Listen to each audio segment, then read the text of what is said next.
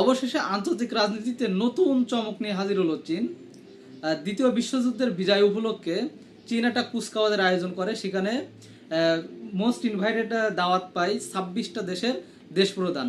তার মধ্যে অন্যতম পুতিন এবং সবার প্রিয় কিম জং উন, উত্তর কোরিয়ার প্রেসিডেন্ট, যিনি সাধারণত চীন বা রাশিয়া ছাড়া অন্য কোনো দেশে সফর করেন না।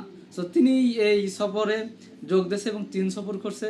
আর এরই মধ্য দিয়ে আমেরিকা বা ইউরোপদের বিশাল ভয়ঙ্কর একটা বার্তা দিতে চলেছে চীন, যে তাদের পরাশক্তি, যে আমেরিকা বা ইউরোপের পরাশক্তি থেকে যে আসলে কতটা শক্তিশালী, এবং আগামী বিশ্বের রাজনীতি বা আগামী বিশ্ব যে চীন থেকে কন্ট্রোল হবে, এবং চীনই যে আগামী রাজনীতিতে বিশাল প্রভাব রাখবে আমেরিকার আধিপত্যবাদকে বিলুপ্ত করে, সে একটা মেসেজ দেওয়ার চেষ্টা করছে চীন।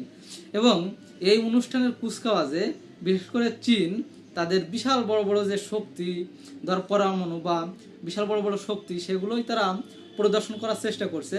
এবং এই বিশ্বের 3 নেতা তারা একসাথে হয়ে বিশেষ করে আমেরিকার আধিপত্যর দিকে তারা আঙুল তুলছে, এবং তারা চেষ্টা করছে যে আমেরিকা বা ইউরোপের যে আধিপত্যবাদ ছিল, সে আধিপত্যবাদের অবসান ঘটতে চলেছে।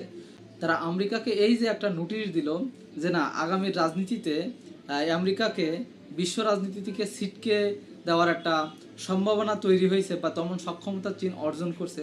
সুতরাং দেখা যাক সামনের রাজনীতিগুলো বা ইন্টারন্যাশনাল পলিটিক্সগুলো কেমন হয়।